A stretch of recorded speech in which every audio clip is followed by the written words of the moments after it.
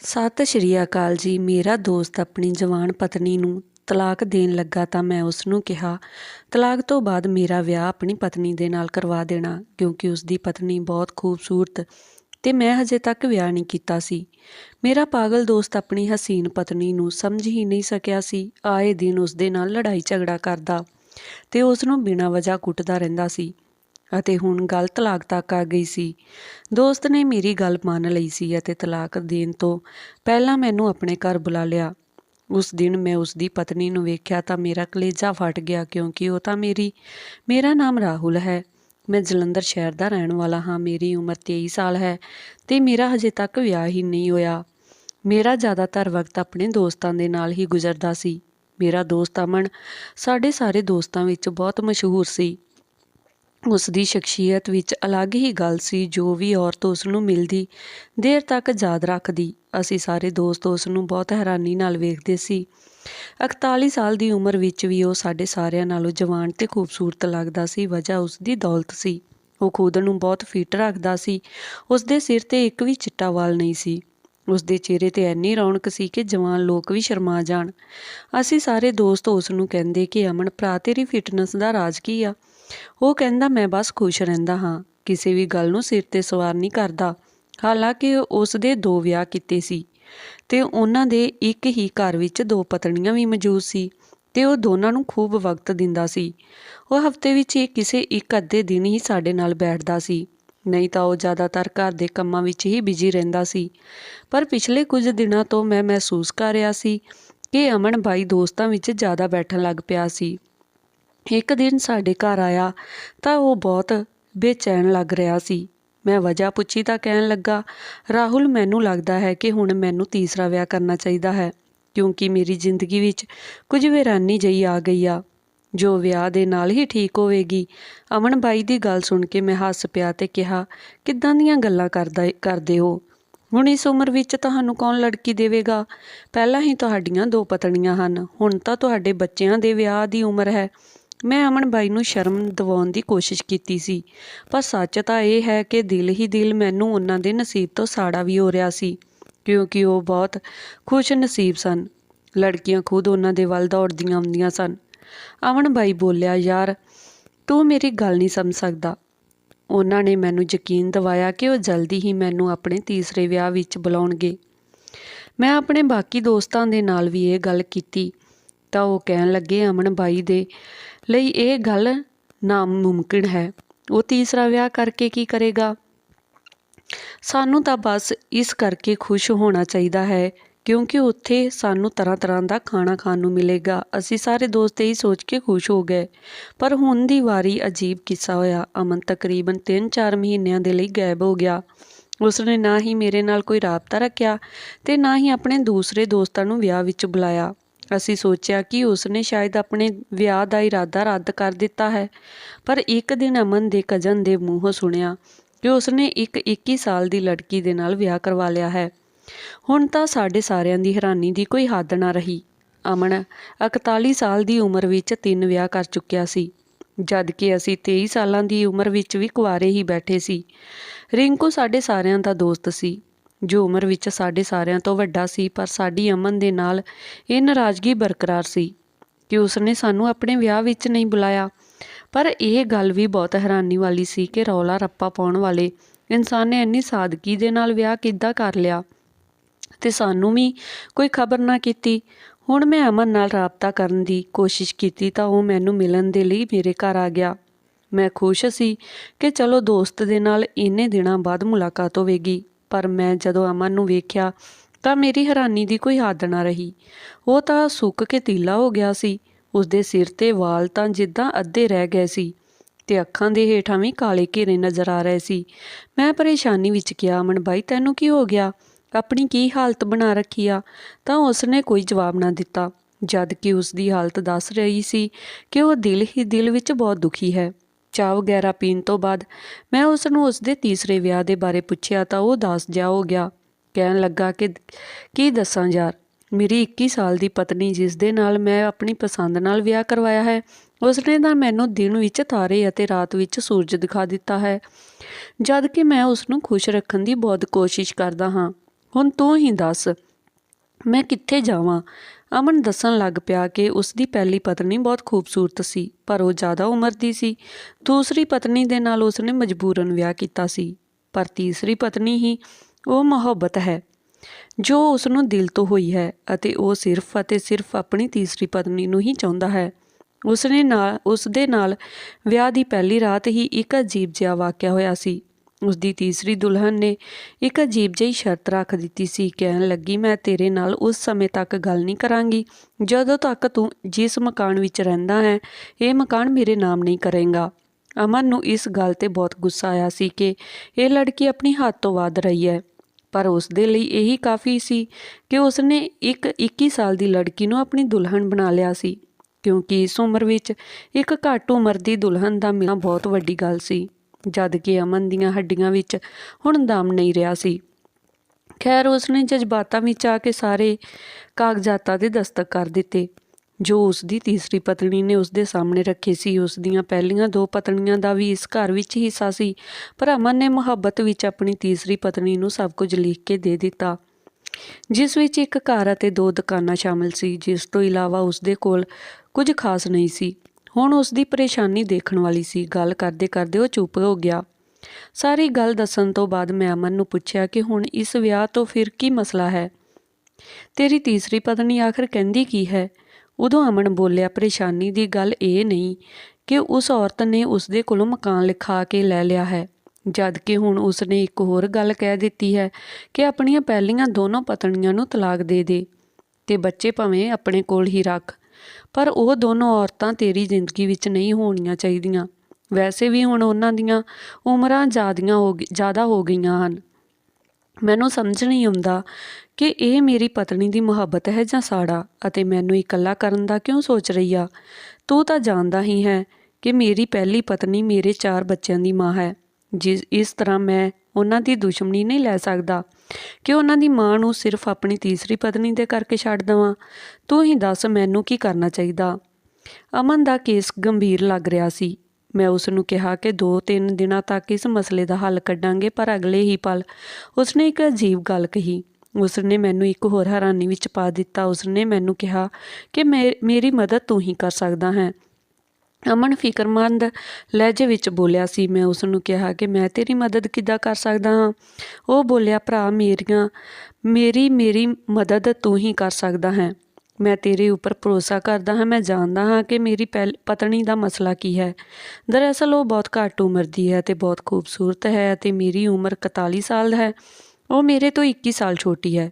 ਤੂੰ ਹੀ ਦੱਸ ਕਿ ਉਮਰ ਦੇ ਇੰਨੇ ਫਰਕ ਦੇ ਨਾਲ ਇੱਕ ਔਰਤ ਇੱਕ ਮਰਦ ਦੇ ਨਾਲ ਕਿੱਦਾਂ ਸਕੂਨ ਦੀ ਜ਼ਿੰਦਗੀ ਗੁਜ਼ਾਰ ਸਕਦੀ ਹੈ। ਮੈਨੂੰ ਲੱਗਦਾ ਹੈ ਕਿ ਉਸ ਨੂੰ ਕਿਸੇ ਘੱਟ ਉਮਰ ਦੇ ਨੌਜਵਾਨ ਦੀ ਜ਼ਰੂਰਤ ਹੈ ਜੋ ਉਸ ਦੀਆਂ ਖੁਆਇਸ਼ਾਂ ਨੂੰ ਸਮਝ ਸਕੇ ਅਤੇ ਉਸ ਦੇ ਮੁਤਾਬਿਕ ਉਸ ਨੂੰ ਲੈ ਕੇ ਚੱਲੇ। ਮੇਰੇ ਕੋਲ ਇਨ੍ਹਾਂ ਚੋਚਲਿਆਂ ਦੇ ਲਈ ਨਾ ਵਕਤ ਹੈ ਨਾ ਹੌਸਲਾ। ਬਸ ਮੇਰੇ ਕੋਲੋਂ ਗਲਤੀ ਹੋ ਗਈ ਜੋ ਮੈਂ ਤੀਸਰਾ ਵਿਆਹ ਕਰ ਲਿਆ। ਉਸ ਦੀ ਗੱਲ ਸੁਣ ਕੇ ਮੈਂ ਸੋਚ ਵਿੱਚ ਪੈ ਗਿਆ। ਉਹ ਬੋਲਿਆ, ਜੇ ਤੂੰ ਚਾਹੇ ਤਾਂ ਮੇਰੀ ਇਹ ਪਰੇਸ਼ਾਨੀ ਹੱਲ ਹੋ ਸਕਦੀ ਹੈ। ਮੈਂ ਹੈਰਾਨੀ ਨਾਲ ਕਿਹਾ, ਅੱਛਾ ਉਹ ਕਿੱਦਾਂ? ਉਹ ਬੋਲਿਆ, ਦੇਖ ਯਾਰ, ਗੱਲ ਸਿੱਧੀ ਕਿ ਮੈਂ ਉਸ ਲੜਕੀ ਨੂੰ ਤਲਾਕ ਦੇ ਕੇ ਆਪਣੀ ਜਾਇਦਾਦ ਤੋਂ ਹੱਥ ਨਹੀਂ ਧੋਣਾ ਚਾਹੁੰਦਾ, ਪਰ ਜੇਕਰ ਮੈਂ ਉਸ ਨੂੰ ਤਲਾਕ ਨਾ ਦਿੱਤਾ ਤਾਂ ਉਹ ਮੇਰਾ ਜੀਣਾ ਹਰਾਮ ਕਰ ਦੇਵੇਗੀ। ਹਰ ਰੋਜ਼ ਉਸ ਦੀ ਕੋਈ ਨਾ ਕੋਈ ਨਵੀਂ ਫਰਮਾਇਸ਼ ਹੁੰਦੀ ਹੈ, ਅਤੇ ਹੁਣ ਗੱਲ ਝਗੜਿਆਂ ਤੱਕ ਆ ਗਈ ਹੈ। ਹੁਣ ਤੂੰ ਹੀ ਦੱਸ, ਮੈਂ ਇਸ ਉਮਰ ਵਿੱਚ ਇੱਕ ਜਵਾਨ ਲੜਕੀ ਦੀਆਂ ਫਰਮਾਇਸ਼ਾਂ ਕਿੱਦਾਂ ਪੂਰੀਆਂ ਕਰਾਂ?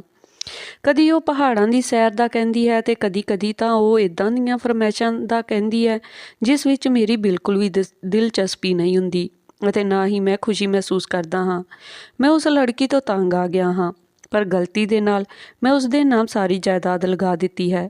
ਪਰ ਹੁਣ ਮੈਂ ਚਾਹੁੰਦਾ ਹਾਂ ਕਿ ਮੈਂ ਉਸ ਨੂੰ ਤਲਾਕ ਦੇ ਦੇਵਾਂ ਤਾਂ ਕਿ ਉਹ ਮੇਰੇ ਸਿਰ ਤੋਂ ਕਿਸੇ ਬੋਝ ਦੀ ਤਰ੍ਹਾਂ ਹਟ ਜਾਵੇ, ਪਰ ਮੈਂ ਚਾਹੁੰਦਾ ਹਾਂ ਕਿ ਉਸ ਦਾ ਵਿਆਹ ਇੱਕ ਇੱਦਾਂ ਦੇ ਇਨਸਾਨ ਦੇ ਨਾਲ ਹੋਵੇ ਜਿਸ ਤੋਂ ਮੈਂ ਸਾਰੀ ਆਪਣੀ ਜਾਇਦਾਦ ਵਾਪਸ ਲੈ ਸਕਾਂ, ਅਤੇ ਉਹ ਇਨਸਾਨ ਭਰੋਸੇ ਵਾਲਾ ਵੀ ਹੋਣਾ ਚਾਹੀਦਾ, ਕਿਉਂਕਿ ਮੈਂ ਜਾਣਦਾ ਹਾਂ ਕਿ ਉਸ ਲੜਕੀ ਦੀ ਲਾਲਚੀ ਮਾਂ ਦਾ ਇਹੀ ਮਕਸਦ ਹੈ ਕਿ ਮੇਰੇ ਕੋਲੋਂ ਮੇਰੀ ਸਾਰੀ ਜਾਇਦਾਦ ਹੜੱਪ ਲਵੇ ਅਤੇ ਬਾਅਦ ਵਿੱਚ ਉਸ ਦਾ ਵਿਆਹ ਕਿਸੇ ਨੌਜਵਾਨ ਨਾਲ ਕਰਵਾ ਦੇਵੇਗੀ ਜੋ ਉਸ ਨੂੰ ਜ਼ਿੰਦਗੀ ਭਰ ਖੁਸ਼ ਰੱਖੇਗਾ। ਮੇਰੀ ਪਤਨੀ ਦਾ ਵੀ ਇਹੀ ਇਰਾਦਾ ਹੈ।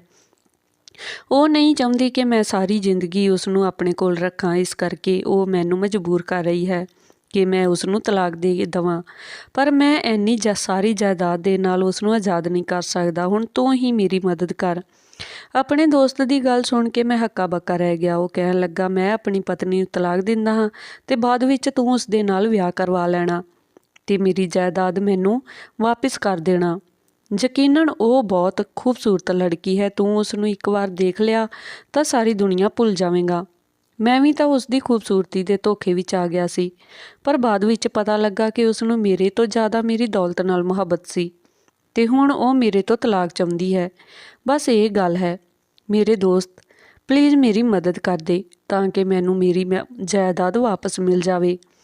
ਹੁਣ ਮੈਂ ਆਪਣੀ ਉਸ ਪਤਨੀ ਦੇ ਨਾਲ ਹੋਰ ਨਹੀਂ ਰਹਿਣਾ ਚਾਹੁੰਦਾ। ਆਪਣੇ ਦੋਸਤ ਦੀ ਗੱਲ ਸੁਣ ਕੇ ਮੈਨੂੰ ਬਹੁਤ ਹੈਰਾਨੀ ਹੋਈ ਸੀ। ਕੋਈ ਆਦਮੀ ਇੰਨਾ ਬੇਗੈਰਤ ਕਿੱਦਾਂ ਹੋ ਸਕਦਾ ਕਿ ਆਪਣੇ ਹੀ ਦੋਸਤ ਨੂੰ ਆਪਣੀ ਹੀ ਪਤਨੀ ਦੇ ਨਾਲ ਵਿਆਹ ਕਰਨ ਦਾ ਕਹਿ ਰਿਹਾ ਹੈ।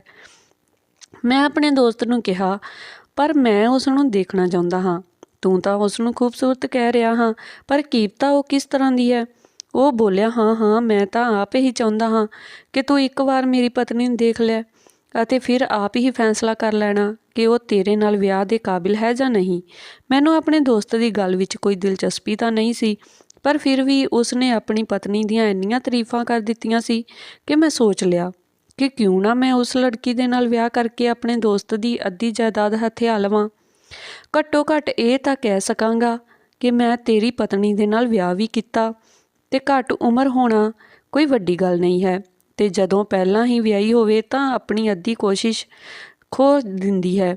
ਮੈਂ ਹੁਣੀ ਇਹ ਗੱਲ ਨਹੀਂ ਕਰਨਾ ਚਾਹੁੰਦਾ ਸੀ। ਪਹਿਲਾਂ ਮੈਂ ਉਸ ਦੀ ਪਤਨੀ ਨੂੰ ਦੇਖਣਾ ਚਾਹੁੰਦਾ ਸੀ। ਜੇ ਵਾਕਈ ਉਹ ਕੋਈ ਹੋਰ ਪਰੀ ਹੋਈ ਤਾਂ ਮੈਂ ਬਿਨਾਂ ਦੌਲਤ ਦੇ ਵੀ ਉਸ ਨੂੰ ਕਬੂਲ ਕਰ ਲਵਾਂਗਾ ਅਤੇ ਅਮਨ ਬਾਈ ਦੀ ਜਾਇਦਾਦ ਉਹਨਾਂ ਨੂੰ ਵਾਪਸ ਕਰ ਦੇਵਾਂਗਾ। ਅਮਨ ਬਾਈ ਨੇ ਮੈਨੂੰ ਅਗਲੇ ਦਿਨ ਆਉਣ ਦਾ ਕਹਿ ਦਿੱਤਾ।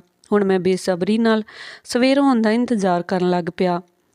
ਮੈਂ ਆਪਣੇ ਕਰੀਬੀ ਦੋਸਤ ਜੋਤ ਦੇ ਨਾਲ ਵੀ ਇਹ ਗੱਲ ਕੀਤੀ। ਉਹ ਕਹਿਣ ਲੱਗਾ, ਜੇ ਤੇਰਾ ਇਰਾਦਾ ਨਾ ਹੋਇਆ ਤਾਂ ਮੈਨੂੰ ਜ਼ਰੂਰ ਦੱਸਣਾ। ਮੈਂ ਅਮਨ ਦੀ ਪਤਨੀ ਨਾਲ ਵਿਆਹ ਕਰ ਲਵਾਂਗਾ ਕਿਉਂਕਿ ਮੇਰਾ ਰਿਸ਼ਤਾ ਕਿਤੇ ਵੀ ਤੈਅ ਨਹੀਂ ਹੋ ਰਿਹਾ। ਮੇਰੇ ਘਰ ਵਾਲੇ ਮੇਰੇ ਵਾਸਤੇ ਬਹੁਤ ਸਾਰੇ ਰਿਸ਼ਤੇ ਦੇਖ ਚੁੱਕੇ ਹਨ, ਪਰ ਹਰ ਜਗ੍ਹਾ ਤੋਂ ਇਨਕਾਰ ਹੋ ਗਿਆ। ਮੈਂ ਤੇਰੇ ਵਾਸਤੇ ਦੁਆ ਹੀ ਕਰ ਸਕਦਾ ਹਾਂ ਤੇ ਇਸ ਰਿਸ਼ਤੇ ਨੂੰ ਮਨਾ ਨਾ ਕਰਨਾ। ਅੱਜ ਕੱਲ੍ਹ ਰਿਸ਼ਤੇ ਨਹੀਂ ਮਿਲਦੇ। ਮੈਂ ਆਪਣੇ ਦੋਸਤ ਦੀ ਗੱਲ ਵੀ ਆਪਣੇ ਦਿਮਾਗ ਵਿੱਚ ਬਿਠਾ ਲਈ। ਅਗਲੇ ਦਿਨ ਮੈਂ ਅਮਨ ਦੇ ਘਰ ਨੂੰ ਚੱਲ ਪਿਆ। ਉਸ ਦਾ ਘਰ ਸ਼ਹਿਰ ਤੋਂ ਬਾਹਰ ਸੀ। ਸ਼ਹਿਰ ਤੋਂ ਦੂਰ ਗਏ ਹਜੇ ਉਸ ਨੂੰ ਜ਼ਿਆਦਾ ਸਮਾਂ ਨਹੀਂ ਹੋਇਆ ਸੀ। ਮੈਂ ਉਸ ਦੇ ਘਰ ਦਾ ਪਤਾ ਭੁੱਲ ਗਿਆ ਸੀ। ਮੈਂ ਉਸ ਨੂੰ ਫੋਨ ਕਰਕੇ ਪੁੱਛਿਆ ਕਿ ਤੇਰੇ ਘਰ ਵਿੱਚ ਇਸ ਵਕਤ ਤੇਰੀ ਪਤਨੀ ਮੌਜੂਦ ਹੈ। ਉਹ ਕਹਿਣ ਲੱਗਾ, ਹਾਂ ਮੌਜੂਦ ਹੈ। ਮੈਂ ਤੈਨੂੰ ਉਹਦੇ ਨਾਲ ਮਿਲਾਉਣਾ ਵੀ ਚਾਹੁੰਦਾ ਹਾਂ, ਬਸ ਤੂੰ ਜਲਦੀ ਨਾਲ ਆ ਜਾ। ਅਮਨ ਨੇ ਮੈਨੂੰ ਆਪਣੇ ਘਰ ਦਾ ਐਡਰੈਸ ਵੀ ਸਮਝਾ ਦਿੱਤਾ ਸੀ। ਅਮਨ ਨਾਲ ਗੱਲ ਕਰਨ ਤੋਂ ਬਾਅਦ ਮੈਨੂੰ ਮਹਿਸੂਸ ਹੋਇਆ ਜਿੱਦਾਂ ਉਸ ਦੇ ਘਰ ਬਹੁਤ ਖਾਮੋਸ਼ੀ ਹੈ। ਐਡਰੈਸ ਪਤਾ ਲੱਗਣ 'ਤੇ ਮੈਂ ਆਪਣੇ ਮੋਟਰਸਾਈਕਲ ਦੀ ਸਪੀਡ ਹੋਰ ਤੇਜ਼ ਕਰ ਦਿੱਤੀ। ਮੈਂ ਹੁਣ ਜਲਦੀ ਨਾਲ ਅਮਨ ਦੀ ਪਤਨੀ ਨੂੰ ਦੇਖਣਾ ਚਾਹੁੰਦਾ ਸੀ। ਉੱਥੇ ਪਹੁੰਚ ਕੇ ਮੈਂ ਦਰਵਾਜ਼ਾ ਖੜਕਾਇਆ। ਦਰਵਾਜ਼ਾ ਖੜਕਾਉਣ ਦੇ 2-3 ਮਿੰਟ ਬਾਅਦ ਮੈਨੂੰ ਇੱਦਾਂ ਲੱਗਾ ਜਿੱਦਾਂ ਕੋਈ ਮੈਨੂੰ ਦੇਖ ਕੇ ਪਲਟ ਗਿਆ ਹੋਵੇ। ਮੈਂ ਅਮਨ ਨੂੰ ਫੋਨ ਕੀਤਾ ਤਾਂ ਉਹ ਫੋਨ ਨਹੀਂ ਚੁੱਕ ਰਿਹਾ ਸੀ, ਜਦ ਕਿ ਉਸ ਦੇ ਘਰ ਦੇ ਅੰਦਰੋਂ ਲੜਾਈ ਝਗੜੇ ਦੀਆਂ ਆਵਾਜ਼ਾਂ ਆ ਰਹੀਆਂ ਸੀ, ਜਿਸ ਦਾ ਮਤਲਬ ਇਹ ਸੀ ਕਿ ਅਮਨ ਆਪਣੀ ਪਤਨੀ ਦੇ ਨਾਲ ਲੜਾਈ ਕਰ ਰਿਹਾ ਸੀ। ਮੈਨੂੰ ਲੱਗਿਆ ਹੁਣ ਉਹਨਾਂ ਦੀ ਲੜਾਈ ਹੋ ਗਈ ਹੈ। ਮੈਂ ਬਾਹਰ ਖੜਾ ਹੋ ਕੇ ਹੀ ਅਮਨ ਦਾ ਇੰਤਜ਼ਾਰ ਕਰਨ ਲੱਗ ਪਿਆ ਕਿ ਕਦੋਂ ਉਹ ਦਰਵਾਜ਼ਾ ਖੋਲ੍ਹੇ ਅਤੇ ਮੈਂ ਅੰਦਰ ਜਾਵਾਂ ਅਤੇ ਉਸ ਦੀ ਖੂਬਸੂਰਤ ਪਤਨੀ ਦੇ ਨਾਲ ਮੁਲਾਕਾਤ ਕਰਾਂ ਅਤੇ ਫਿਰ ਉਸ ਨੂੰ ਆਪਣਾ ਫੈਸਲਾ ਸੁਣਾਵਾਂ। ਪਰ ਇਸ ਗੱਲ ਦੀ ਤਾਂ ਨੌਬਤ ਹੀ ਨਹੀਂ ਆਈ ਸੀ। ਅੱਧਾ ਘੰਟਾ ਗੁਜ਼ਰ ਗਿਆ ਪਰ ਕਿਸੇ ਨੇ ਵੀ ਦਰਵਾਜ਼ਾ ਨਾ ਖੋਲ੍ਹਿਆ। ਮੈਂ ਉਸ ਦੇ ਘਰ ਦੁਬਾਰਾ ਦਸਤਕ ਦਿੱਤੀ ਪਰ ਕਿਸੇ ਨੇ ਵੀ ਕੋਈ ਜਵਾਬ ਨਾ ਦਿੱਤਾ। ਹੁਣ ਮੈਨੂੰ ਪਰੇਸ਼ਾਨੀ ਹੋਣ ਲੱਗ ਪਈ। ਮੈਂ ਚਾਹੁੰਦਾ ਸੀ ਕਿ ਅਮਨ ਮੈਨੂੰ ਘੱਟੋ ਘੱਟ ਦੱਸ ਤਾਂ ਦੇਵੇ ਕਿ ਜੇ ਉਸਨੇ ਮੈਨੂੰ ਆਪਣੀ ਪਤਨੀ ਦੇ ਨਾਲ ਨਹੀਂ ਮਿਲਵਾਉਣਾ ਤਾਂ ਮੈਂ ਵਾਪਸ ਚੱਲ ਜਾਵਾਂ, ਪਰ ਇਹ ਕਿ ਅਮਨ ਦਾ ਤਾਂ ਨੰਬਰ ਹੀ ਬੰਦ ਸੀ। ਹੁਣ ਤਾਂ ਆਸ-ਪਾਸ ਖੜ੍ਹੇ ਲੋਕ ਵੀ ਮੈਨੂੰ ਅਜੀਬ ਨਜ਼ਰਾਂ ਨਾਲ ਵੇਖ ਰਹੇ ਲੱਗ ਪਏ ਸੀ। ਫਿਰ ਇੱਕ ਬਜ਼ੁਰਗ ਮੇਰੇ ਕੋਲ ਆ ਕੇ ਖੜ੍ਹਾ ਹੋ ਗਿਆ ਅਤੇ ਕਹਿਣ ਲੱਗਾ, ਬੇਟਾ, ਇਸ ਇਨਸਾਨ ਦੇ ਘਰ ਤਾਂ ਸਾਲਾਂ ਤੋਂ ਕੋਈ ਨਹੀਂ ਆਉਂਦਾ, ਫਿਰ ਤੂੰ ਕਿੱਦਾਂ ਆ ਗਿਆ? ਤੂੰ ਇੱਥੋਂ ਚੱਲ ਜਾ, ਉਹੀ ਤੇਰੇ ਵਾਸਤੇ ਬਿਹਤਰ ਹੋਵੇਗਾ। ਵੈਸੇ ਵੀ ਇਸ ਦੀ ਪਤਨੀ ਮੁਹੱਲੇ ਵਿੱਚ ਕਿਸੇ ਨੂੰ ਚੈਨ ਨਾਲ ਨਹੀਂ ਜੀਣ ਦਿੰਦੀ।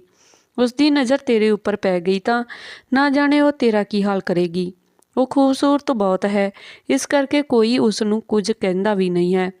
ਹਰ ਕੋਈ ਉਸ ਦੀ ਖੂਬਸੂਰਤੀ ਦੇ ਰੋਬ ਵਿੱਚ ਆ ਜਾਂਦਾ ਹੈ। ਉਸ ਬਜ਼ੁਰਗ ਦੀ ਗੱਲ ਸੁਣ ਕੇ ਮੇਰਾ ਅਮਨ ਦੀ ਪਤਨੀ ਦੇਖਣ ਦਾ ਹੋਰ ਵੀ ਮਨ ਵੱਧ ਗਿਆ। ਹੁਣ ਮੈਂ ਦਿਲ ਵਿੱਚ ਇਰਾਦਾ ਕਰ ਲਿਆ ਸੀ ਕਿ ਹੁਣ ਮੈਂ ਅਮਨ ਦੀ ਪਤਨੀ ਨਾਲ ਜ਼ਰੂਰ ਵਿਆਹ ਕਰਾਂਗਾ। ਉਸ ਸਮੇਂ ਤਾਂ ਮੈਂ ਉਦਾਸ ਮਨ ਨਾਲ ਵਾਪਸ ਘਰ ਆ ਗਿਆ। ਮੈਂ ਸੋਚਿਆ ਅੱਜ ਨਹੀਂ ਤਾਂ ਕੱਲ੍ਹ ਅਮਨ ਮੈਨੂੰ ਆਪਣੀ ਪਤਨੀ ਦੇ ਨਾਲ ਮਿਲਾ ਹੀ ਦੇਵੇਗਾ। ਮੈਂ ਸਾਰੇ ਰਸਤੇ ਅਮਨ ਦਾ ਨੰਬਰ ਮਿਲਾਉਂਦਾ ਰਿਹਾ, ਪਰ ਉਸ ਦਾ ਨੰਬਰ ਬੰਦ ਆ ਰਿਹਾ ਸੀ। ਹੁਣ ਮੈਨੂੰ ਟੈਨਸ਼ਨ ਹੋਣ ਲੱਗ ਪਈ ਕਿ ਆਖਿਰ ਅਮਨ ਮੇਰੀ ਗੱਲ ਕਿਉਂ ਨਹੀਂ ਸੁਣ ਰਿਹਾ। ਜੇ ਉਸਨੇ ਮੈਨੂੰ ਆਪਣੀ ਪਤਨੀ ਦੇ ਨਾਲ ਨਹੀਂ ਮਿਲਵਾਉਣਾ ਸੀ ਤਾਂ ਉਸਨੇ ਇਹ ਗੱਲ ਕੀਤੀ ਹੀ ਕਿਉਂ ਸੀ। ਖੈਰ, ਕਈ ਦਿਨ ਗੁਜ਼ਰ ਗਏ। ਉਸ ਦਾ ਨੰਬਰ ਵੀ ਬੰਦ ਹੀ ਆ ਰਿਹਾ ਸੀ ਤੇ ਉਹ ਆਪ ਵੀ ਮੇਰੇ ਕੋਲ ਨਹੀਂ ਆਇਆ ਸੀ। ਇੱਕ ਦਿਨ ਮੈਂ ਦੁਬਾਰਾ ਉਸਦੇ ਘਰ ਗਿਆ ਤਾਂ ਕਿ ਉਸਦਾ ਪਤਾ ਲਗਾ ਸਕਾਂ ਕਿ ਉਹ ਕਿੱਥੇ ਹੈ ਅਤੇ ਮੇਰੇ ਨਾਲ ਗੱਲ ਵੀ ਕਿਉਂ ਨਹੀਂ ਕਰ ਰਿਹਾ। ਪਰ ਇਸ ਵਾਰ ਇੱਕ ਅਜੀਬ ਗੱਲ ਹੋਈ। ਅਮਨ ਨੇ ਆਪਣੇ ਮੁਹੱਲੇ ਵਾਲਿਆਂ ਨੂੰ ਕਿੱਦਾਂ ਇਸ਼ਾਰਾ ਕੀਤਾ ਕਿ ਉਹ ਸਾਰੇ ਮੇਰੇ ਉੱਪਰ ਟੁੱਟ ਪਏ ਤੇ ਬੋਲੇ, ਤੂੰ ਇੱਕ ਸ਼ਰੀਫ ਔਰਤ ਨੂੰ ਛੇੜਨ ਆਉਂਦਾ ਹੈ? ਤੈਨੂੰ ਸ਼ਰਮ ਨਹੀਂ ਆਉਂਦੀ? ਇਹ ਮੁਹੱਲਾ ਸ਼ਰੀਫਾਂ ਦਾ ਹੈ। ਇੱਥੇ ਇੱਦਾਂ ਦੀਆਂ ਗੱਲਾਂ ਬਰਦਾਸ਼ਤ ਨਹੀਂ ਕੀਤੀਆਂ ਜਾਂਦੀਆਂ। ਲੋਕਾਂ ਤੋਂ ਚੰਗੀ ਭਲੀ ਮਾਰ ਖਾਣ ਤੋਂ ਬਾਅਦ ਮੈਨੂੰ ਅਹਿਸਾਸ ਹੋਇਆ ਕਿ ਅਮਨ ਨੇ ਮੇਰੇ ਨਾਲ ਕਿੰਨਾ ਘਟੀਆ ਮਜ਼ਾਕ ਕੀਤਾ ਹੈ। ਉਹ ਮੈਨੂੰ ਆਪਣੀ ਪਤਨੀ ਦੇ ਨਾਲ ਨਹੀਂ ਮਿਲਵਾਉਣਾ ਚਾਹੁੰਦਾ ਸੀ, ਪਰ ਹੁਣ ਮੇਰੇ ਦਿਲ ਵਿੱਚ ਉਸ ਦੀ ਪਤਨੀ ਨੂੰ ਦੇਖਣ ਦੀ ਚਾਹ ਜ਼ਿਆਦਾ ਵੱਧ ਗਈ ਸੀ। ਮੈਂ ਹਰ ਹਾਲਤ ਵਿੱਚ ਉਸ ਨੂੰ ਮਿਲਣਾ ਚਾਹੁੰਦਾ ਸੀ। ਇੱਦਾਂ ਹੀ ਕੁਝ ਦਿਨ ਬੀਤ ਗਏ ਤੇ ਮੈਂ ਇੱਕ ਦਿਨ ਆਪਣੇ ਦੋਸਤ ਦੇ ਨਾਲ ਗੱਲ ਕੀਤੀ ਕਿ ਅਮਨ ਨੇ ਮੈਨੂੰ ਇੰਨਾ ਵੱਡਾ ਧੋਖਾ ਦਿੱਤਾ ਹੈ। ਹੁਣ ਤੂੰ ਹੀ ਦੱਸ, ਮੈਨੂੰ ਉਸ ਦੇ ਨਾਲ ਕੀ ਕਰਨਾ ਚਾਹੀਦਾ ਹੈ। ਮੇਰੇ ਦੋਸਤ ਜੋਤ ਨੇ ਮੈਨੂੰ ਕਿਹਾ ਕਿ ਸਾਨੂੰ ਇੱਕ ਪਲਾਨ ਬਣਾਉਣਾ ਪਵੇਗਾ। ਉਸਨੇ ਦੱਸਿਆ ਕਿ ਅਮਨ ਦੇ ਘਰ ਬਿਜਲੀ ਦੇ 2 ਮੀਟਰ ਲੱਗੇ ਹਨ। ਉਹਨਾਂ ਵਿੱਚੋਂ ਇੱਕ ਅਕਸਰ ਖਰਾਬ ਰਹਿੰਦਾ ਹੈ। ਜਦੋਂ ਮੇਰਾ ਉਸ ਦੇ ਘਰ ਆਉਣਾ ਜਾਣਾ ਸੀ ਤਾਂ ਉਹ ਮੈਨੂੰ ਆਪਣੇ ਘਰ ਦੀ ਬੈਠਕ ਵਿੱਚ ਬਿਠਾਉਂਦਾ ਸੀ। ਮੈਂ ਅਕਸਰ ਉੱਥੇ ਬਿਜਲੀ ਵਾਲਿਆਂ ਨੂੰ ਦੇਖਿਆ ਹੈ। ਜੇ ਤੂੰ ਚਾਹੇ ਤਾਂ ਅਸੀਂ ਬਿਜਲੀ ਵਾਲੇ ਬਣ ਕੇ ਅਮਨ ਦੇ ਘਰ ਜਾਂਦੇ ਹਾਂ। ਉਸ ਦੀ ਪਤਨੀ ਨੂੰ ਕਹਾਂਗੇ ਕਿ ਅਸੀਂ ਬਿਜਲੀ ਠੀਕ ਕਰਨ ਆਏ ਹਾਂ। ਇਸ ਤਰ੍ਹਾਂ ਤੂੰ ਉਸ ਨੂੰ ਦੇਖ ਲੈਣਾ। 2-3 ਹਫ਼ਤੇ ਹੋਰ ਗੁਜ਼ਰ ਜਾਣ ਤੋਂ ਬਾਅਦ ਜਦੋਂ ਸਾਨੂੰ ਪਤਾ ਲੱਗਾ ਕਿ ਅਮਨ ਇਸ ਸ਼ਹਿਰ ਵਿੱਚ ਮੌਜੂਦ ਨਹੀਂ ਹੈ, ਉਹ ਬਿਜਲੀ ਵਾਲੇ ਦਾ ਰੂਪ ਧਾਰ ਕੇ ਅਮਨ ਦੇ ਘਰ ਚਲੇ ਗਏ। ਦਰਵਾਜ਼ਾ ਅਮਨ ਦੀ ਪਤਨੀ ਨੇ ਖੋਲ੍ਹਿਆ, ਜਿਸ ਨੂੰ ਦੇਖਦੇ ਹੀ ਮੇਰੇ ਪੈਰਾਂ ਹੇਠੋਂ ਜ਼ਮੀਨ ਨਿਕਲ ਗਈ। ਮੈਂ ਉਲਟੇ ਪੈਰੀਂ ਉੱਥੋਂ ਪਲਟਿਆ ਤੇ ਸਿੱਧਾ ਆਪਣੀ ਭੈਣ ਦੇ ਘਰ ਪਹੁੰਚਿਆ ਸੀ। ਮੈਂ ਆਪਣੀ ਭੈਣ ਨੂੰ ਕਿਹਾ, ਇਹ ਤੁਸੀਂ ਕੀ ਕੀਤਾ? ਤੁਹਾਨੂੰ ਜ਼ਰਾ ਵੀ ਸ਼ਰਮ ਨਾ ਆਈ? ਤੁਸੀਂ ਆਪਣੀ ਬੇਟੀ ਅਤੇ ਮੇਰੀ ਭਾਣਜੀ ਦੇ ਨਾਲ ਕੀ ਕਰ ਦਿੱਤਾ ਹੈ? ਮੇਰਾ ਤਾਂ ਖੂਨ ਖੌਲ ਰਿਹਾ ਸੀ। ਮੇਰੀ ਜਵਾਨ ਭਾਣਜੀ, ਜਿਸ ਦਾ ਕੋਈ ਵੀ ਕਸੂਰ ਨਹੀਂ ਹੈ, ਮੇਰੀ ਭੈਣ ਨੇ ਲਾਲਚ ਵਿੱਚ ਆ ਕੇ ਮੇਰੇ 41 ਸਾਲ ਦੇ ਦੋਸਤ ਦੇ ਨਾਲ ਵਿਆਹ ਕਰ ਦਿੱਤਾ। ਰੱਬ ਜਾਣੇ ਮੇਰੀ ਭੈਣ ਨੂੰ ਕੀ ਹੋ ਗਿਆ ਸੀ। ਉਸਦੇ ਪੈਸਿਆਂ ਦੇ ਲਾਲਚ ਵਿੱਚ ਆਪਣੀ ਜਵਾਨ ਬੇਟੀ ਨੂੰ ਇੱਕ ਇੱਦਾਂ ਦੇ ਇਨਸਾਨ ਦੇ ਨਾਲ ਵਿਆਹ ਦਿੱਤਾ ਜਿਸ ਦੇ ਪਹਿਲਾਂ ਵੀ 2 ਵਿਆਹ ਹੋਏ ਹਨ। ਮੈਂ ਆਪਣੀ ਭੈਣ ਨੂੰ ਸਾਰੀ ਹਕੀਕਤ ਦੱਸਣ ਤੋਂ ਬਾਅਦ ਉਸ ਨੂੰ ਕਿਹਾ ਕਿ ਹੁਣ ਰੱਬ ਦੇ ਵਾਸਤੇ ਆਪਣੀ ਬੇਟੀ ਦਾ ਘਰ ਵਸਣ ਦਿਓ। ਉਸ ਨੂੰ ਬਿਨਾਂ ਵਜ੍ਹਾ ਤੋਂ ਪੱਟੀਆਂ ਪੜ੍ਹਾ ਕੇ ਉਸ ਦਾ ਘਰ ਬਰਬਾਦ ਨਾ ਕਰੋ। ਅਮਨ ਨੇ ਬੇਸ਼ੱਕ ਮੇਰੇ ਨਾਲ ਘਟੀਆ ਮਜ਼ਾਕ ਕੀਤਾ ਸੀ, ਪਰ ਉਹ ਦਿਲ ਦਾ ਬੁਰਾ ਨਹੀਂ ਸੀ। ਉਹ ਇੱਕ ਚੰਗਾ ਇਨਸਾਨ ਹੈ। ਤੇਰੀ ਬੇਟੀ ਦੀ ਹਰਕਤਾਂ ਤੋਂ ਤੰਗ ਆ ਗਿਆ ਹੈ। ਇਸ ਤੋਂ ਪਹਿਲਾਂ ਕਿ ਉਹ ਤੇਰੀ ਬੇਟੀ ਨੂੰ ਤਲਾਕ ਦੇ ਦੇਵੇ, ਤੂੰ ਉਸ ਦੇ ਕੰਨ ਭਰਨੇ ਬੰਦ ਕਰ ਦੇ। ਮੇਰੀ ਭੈਣ ਵਿਧਵਾ ਹੋ ਗਈ ਸੀ। ਉਸ ਦੀ ਹੋਰ ਕੋਈ ਔਲਾਦ ਵੀ ਨਹੀਂ ਸੀ। ਇਸ ਕਰਕੇ ਉਸਨੇ ਆਪਣੇ ਵਾਸਤੇ ਆਪਣੀ ਬੇਟੀ ਨੂੰ ਪੈਸੇ ਕਮਾਉਣ ਵਾਲੀ ਮਸ਼ੀਨ ਸਮਝਿਆ ਤੇ ਹੁਣ ਉਸ ਦਾ ਘਰ ਬਰਬਾਦ ਕਰਨ 'ਤੇ ਆ ਗਈ ਸੀ। ਪਰ ਰੱਬ ਦਾ ਸ਼ੁਕਰ ਹੈ ਕਿ ਮੇਰੇ ਸਮਝਾਉਣ 'ਤੇ ਮੇਰੀ ਭੈਣ ਦੀਆਂ ਅੱਖਾਂ ਤੋਂ ਲਾਲਚ ਦੀ ਪੱਟੀ ਉਤਰ ਗਈ ਤੇ ਉਸਨੇ ਆਪਣੀ ਬੇਟੀ ਨੂੰ ਭੜਕਾਉਣਾ ਬੰਦ ਕਰ ਦਿੱਤਾ ਸੀ। ਮੈਂ ਨਹੀਂ ਚਾਹੁੰਦਾ ਸੀ ਕਿ ਅਮਨ ਉਸ ਨੂੰ ਤਲਾਕ ਦੇਵੇ ਅਤੇ ਇਹ ਵੀ ਨਹੀਂ ਚਾਹੁੰਦਾ ਸੀ ਕਿ ਅਮਨ ਨੂੰ ਕਦੀ ਇਹ ਵੀ ਪਤਾ ਲੱਗੇ ਕਿ ਉਸ ਦੀ ਪਤਨੀ ਮੇਰੀ ਭਾਣਜੀ ਹੈ। ਮੈਂ ਅਮਨ ਨਾਲ ਮਿਲਣਾ ਜੁਲਣਾ ਬਹੁਤ ਘੱਟ ਕਰ ਦਿੱਤਾ ਸੀ। ਇੱਕ ਦਿਨ ਉਸਨੇ ਮੈਨੂੰ ਦੱਸਿਆ ਸੀ ਕਿ ਉਸ ਦਾ ਇਰਾਦਾ ਤਲਾਕ ਦੇਣ ਦਾ ਪੱਕਾ ਸੀ, ਪਰ ਹੁਣ ਉਸ ਦੀ ਪਤਨੀ ਬਿਲਕੁਲ ਠੀਕ ਹੋ ਗਈ ਹੈ। ਲੜਾਈ ਝਗੜਾ ਬਿਲਕੁਲ ਵੀ ਨਹੀਂ ਕਰਦੀ। ਘਰ ਵਿੱਚ ਹੁਣ ਬਹੁਤ ਸਕੂਨ ਹੈ। ਅਮਨ ਦੀ ਗੱਲ ਸੁਣ ਕੇ ਮੈਨੂੰ ਬਹੁਤ ਸਕੂਨ ਮਿਲਿਆ। ਅਮਨ ਦੀ ਗੱਲ ਸੁਣ ਕੇ ਮੈਨੂੰ ਖੁਸ਼ੀ ਵੀ ਹੋਈ ਅਤੇ ਇੱਦਾਂ ਮੇਰੀ ਭਾਣਜੀ ਅਤੇ ਆਪਣੇ ਘਰ ਖੁਸ਼ੀ-ਖੁਸ਼ੀ ਰਹਿਣ ਲੱਗ ਪਈ ਸੀ। ਪਰ ਮੈਂ ਆਪਣੀ ਭੈਣ ਦੇ ਨਾਲ ਹੁਣ ਤੱਕ ਨਾਰਾਜ਼ ਹਾਂ ਕਿ ਉਸਨੇ ਆਪਣੀ ਬੇਟੀ ਦਾ ਵਿਆਹ ਚੋਰੀ ਕੀਤਾ ਤੇ ਇੱਕ ਇੱਦਾਂ ਦੇ ਇਨਸਾਨ ਦੇ ਨਾਲ ਜਿਸ ਦੇ ਕੋਲ ਸਿਰਫ ਦੌਲਤ ਤੋਂ ਇਲਾਵਾ ਕੁਝ ਵੀ ਨਹੀਂ ਸੀ। ਤੁਹਾਨੂੰ ਕੀ ਲੱਗਦਾ ਹੈ ਕਿ ਮੈਨੂੰ ਆਪਣੀ ਭਾਣਜੀ ਦਾ ਤਲਾਕ ਕਰਵਾ ਦੇਣਾ ਚਾਹੀਦਾ ਸੀ ਜਾਂ ਮੈਂ ਸਹੀ ਕੀਤਾ?